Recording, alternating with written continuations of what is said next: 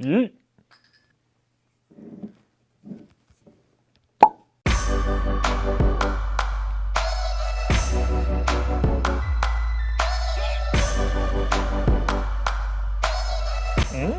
Tonight's gonna be a good night.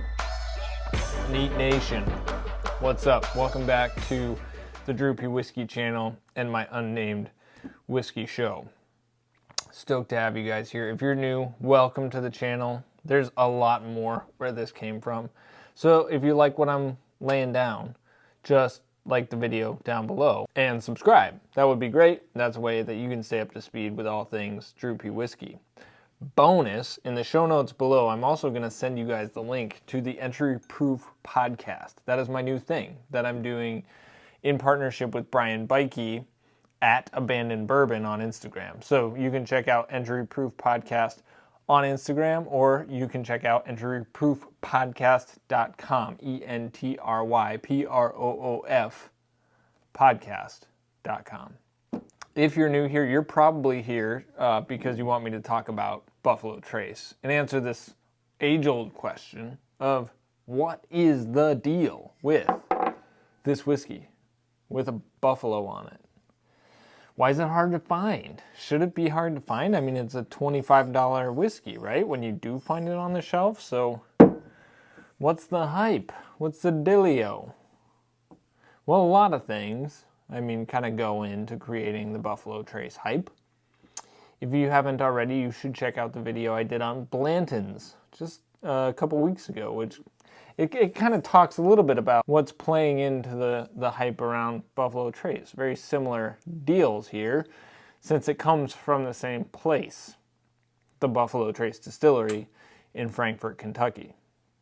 Now, I highly recommend you guys hang out till the end of this video, because not only will I break down some of what I'm tasting in this particular bottle of Buffalo Trace, which is a single barrel store pick, I'm also going to taste it up against a store pick of Eagle Rare, which is also from Buffalo Trace Distillery. So we'll have a little bourbon war. Which one is better, in my opinion, at this particular moment in time? It'll be fun. So stay tuned for that. But now let's get into it. What's the deal with Buffalo Trace Kentucky Straight Bourbon Whiskey?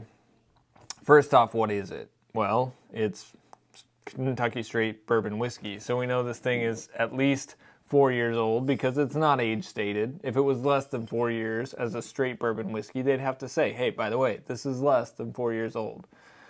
So we know it's more than 4, and generally we're told, the myths tell us that this is a 6-ish year old product.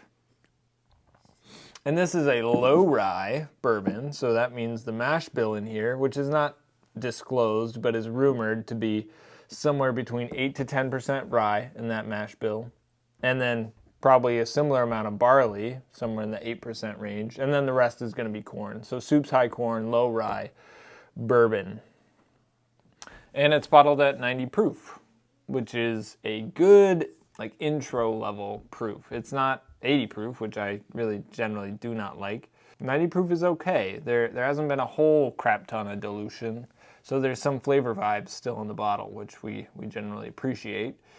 But it's not going to blow your face off. You know, my money zone I've mentioned in proof, as far as proof goes, is about 100 to 120 at the most. So like 100 to 115. This is a little bit below that, but I still find it quite enjoyable. Now let's get some history. What's the story behind Buffalo Trace? Well, it's not that old, actually. Buffalo Trace brand didn't show up until August of 1999. So we're talking about, the new millennium. This brand decided to pop on the market. And that was specifically the work of the Sazerac brand. So, the Sazerac portfolio. So Sazerac, the broader company Sazerac, family-owned company that owns all kinds of distilleries. I think 6 different distilleries, whiskey brands, rum, spirits, lots of stuff. They purchased what was previously the George T. Stagg Distillery in 1992. At that point, the biggest brand that was being produced at the George T. Stagg Distillery was actually Ancient Age, which is still produced at what is now Buffalo Trace, but I'm not going to get into all the background of who Sazerac bought Buffalo Trace from. That would make this video much longer. It would be interesting, and there's a time and a place for that, but specifically we're going to dial in here on Buffalo Trace. So Sazerac bought George T. Stagg Distillery in 1992, and then they started to put some work in on the distillery like 4 years later. So started doing some renovations, completed renovations in late 1999, started the brand Buffalo Trace, and renamed the George T. Stagg Distillery the Buffalo Trace Distillery. I don't know why. I don't know why they chose Buffalo Trace. They talk about there used to be buffalo around there, which seems like a really arbitrary reason to name your distillery Buffalo Trace. Maybe they're really into buffaloes. Big bison fans. For whatever reason, though, that is what they named the distillery and their new flagship product, Buffalo Trace. So Buffalo Trace shows up in 2000. Now, if it was just on its own and it only ever existed untied to certain other brands, it might not have the hype that it does today. So how did it become super hyped and hard to find? Well, that actually starts around 2000 and then 2002. Those are important years. So in the year 2000, right after the launch of the Buffalo Trace brand, we then get the launch of the Buffalo Trace Antique Collection, BTAC, as it's called amongst bourbon geeks. And those are the holy grails, or some of the holy grails. There's a multiplicity of grails in bourbon, holy ones. And the Buffalo Trace Antique Collection is some of the holiest of holies. Pardon the sacrilege. But those whiskeys are phenomenal, have always been really, really highly lauded and very sought after among bourbon geeks. Those include George T. Stagg, which is a generally around 15-year-old cask strength release of Buffalo Trace. Also includes William LaRue Weller, which is cask strength wheated bourbon. Sazerac, 18-year-old Sazerac rye. Thomas Handy, which is a barrel-proof rye. Basically Sazerac rye, Thomas H. Handy Sazerac, barrel-proof rye. That was actually added, I think, 2 years after the initial Antique Collection launch. And then Eagle Rare, 17-year-old. So all of these products, again, very, very highly sought-after products, which then starts to give the lower-tier juice at Buffalo Trace a lot of clout. Like, oh, well, I like George T. Stagg, which is old barrel-proof Buffalo Trace. I might also like standard Buffalo Trace. Especially as the bourbon boom really took off in the 2000 teens, and particularly in the late 2000 teens, it just got a little bit absurd. So the general appreciation that may have existed for Buffalo Trace Antique Collection turned into obsession, so much so that the stock rose in our minds for the base product of standard $25 Buffalo Trace. So that started in 2000, that Buffalo Trace Antique Collection launch. And then we get into 2002, and that is where the Van Winkle family teamed up with Sazerac, specifically the Buffalo Trace Distillery, and the Buffalo Trace Distillery became the main producer and the houser and the bottler for the Van Winkle line of bourbons, wheated bourbons. And you guys have all heard of Van Winkle, especially if you're a bourbon geek. We're all well aware with the Pappy Van Winkle pandemonium. Pappy Pandemonium. That's good. I think I'm going to coin that term, Pappy Pandemonium. While Pappy Van Winkle was already an established brand pre-2002, in the years to come we start seeing the celebration of Pappy more, specifically through spirits competitions. San Francisco Spirit Awards, the International, what is it called? International Wine and Spirits Competition. Pappy starts to do well. And by Pappy, I mean specifically the 15, 20, and 23-year Van Winkle releases. So much so that people are trying to get it. It becomes regarded through these awards, through very limited release, to be the most sought after bourbon in the market. And that's now linked as of 2002 to Buffalo Trace. So those two brands become linked. Pappy takes off even more. Buffalo Trace Antique Collection is taking off. And Buffalo Trace is just along for the ride. Which, I mean, good for it. Good for Sazerac & Co. to make some really dope whiskeys out of the Buffalo Trace distillery, led by Harlan Wheatley since 2005. The brands that are produced out of the Buffalo Trace distillery are some of the most recognized in the world of bourbon. Blanton's, which has been around, pre-Sazerac days. I did that video on it, mid-1980s, when Blanton's first showed up. But then you have this launch of Buffalo Trace, the launch of Buffalo Trace Antique Collection, the bringing in of Pappy, the Weller line, which is the standard wheated offerings, and then Eagle Rare as well, which was a brand that was acquired from Seagram's, I want to say early 90s. And none of those products suck. So it's not just that Pappy's hyped or the Antique Collection's hyped, and Buffalo Trace is not that good. It's quite good. I remember when I got my first bottle. It was a gift, actually, from a coworker. The coworker who let me try Booker's Rye for the first time. Gave me a bottle of Buffalo Trace. I was not really into bourbon at the time, but I was like, sure, let's give it a shot. And I was impressed at how much I enjoyed the flavor profile, especially comparing it to the only really bourbon that I had had up to that point, Bullet. This was a much sweeter, more honey and vanilla focused, light caramel, and I even got some fruit. Like I think about like light stone fruit, like apricots and peaches. I get some of that in Buffalo Trace. So I was impressed, and I continue to be impressed when I drink it. Like, am I blown away? No, but it certainly hits the spot. When I crave something a little bit lighter, it works. It works for me, for sure.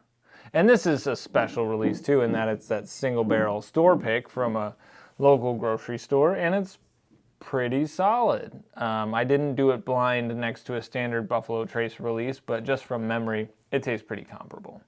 I have not had Buffalo Trace store picks taste really off profile. Like, oh, that doesn't taste like Buffalo Trace, or this one tastes significantly older. I've never had that happen. I think they kind of guard their single barrel picks pretty closely. So to summarize, keeping it fairly brief, the deal with Buffalo Trace is that it's good whiskey at a good price point that has ridden the hype train of the brands around it.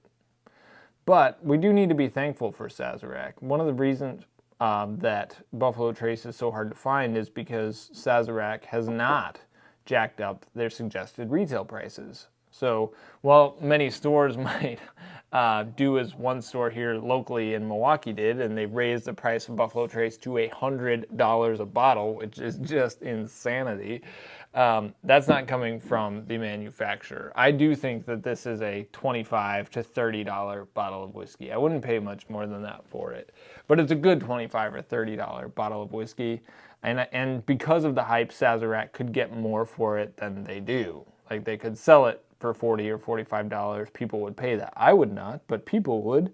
So I like to keep a bottle around, and I just bottle popped this for you all, so hopefully find another store pick sometime soon, maybe. All right, it's time for a bourbon war. We've got this fresh cracked Buffalo Trace single barrel store pick. And then we have its big brother, which at some point I'm sure I'll do a video, what's the deal with Eagle Rare, and break down the history of this brand, because this is a much older brand. There's a lot more behind the Eagle Rare story than, hey, it was started in 2020 and rode the hype train. We're going to save that for another day, but these days, Eagle Rare is produced Buffalo Trace Distillery, same mash bill as Buffalo Trace, same proof, 90 proof. But this does still come with a 10-year age statement, thankfully. So while as this, I said probably around 6 years old, this around 10 years old. Now this Buffalo Trace, while it's a store pick I mentioned, the profile is very, very similar to standard Buffalo Trace. If you gave me a standard bottle of Buffalo Trace next to this one and told me in a blind pick out the single barrel, probably couldn't do that. Eagle Rare used to be a single barrel release. Buffalo Trace released this as a single barrel for quite a while. A single barrel 10-year, then that single barrel distinction went away. 10-year-old is still there, but this is being a store pick, kind of returns to that single barrel vintage. So we're going to do a side-by-side. Is this blind? No, but that's okay. I consider myself a fairly unbiased taster because I don't feel like I have to have favorites. That said, there's always bias. But we're going to see which one's better, in my opinion, today. Now this is from ABC, which I have no idea where it's from. I believe ABC is like a distribution thing that works in certain states or whatever, but I actually have no idea. Nice pop. It's a solid pop on the Eagle Rare. Let's get some nose action. I mean, it's going to be light because it's 90 proof. And Buffalo Trace almost never carries with it much semblance of age on the nose. Like, it's not very toasty. You don't get much charcoal. Don't get wood really at all. You kind of get light fruits and honey and floral aromatics. A little bit of honeysuckle in there. Honey and honeysuckle. A little bit of candy. Like a chocolate peanut butter style candy. But milk chocolate. And very mellow peanut butter. When we get to over here to the Eagle Rare, still not heavy, but there is more like sweet oak there. What we call depth or heft. The wood presence, the time in barrel is quite evident. Less fruity. Maybe like some deep dried fruit, cherries perhaps. Caramel, brown sugar, you know, toasty sugars. So we get a little bit more barrel impact that carries over to the sweetness side, toasty sugar, more dried fruit.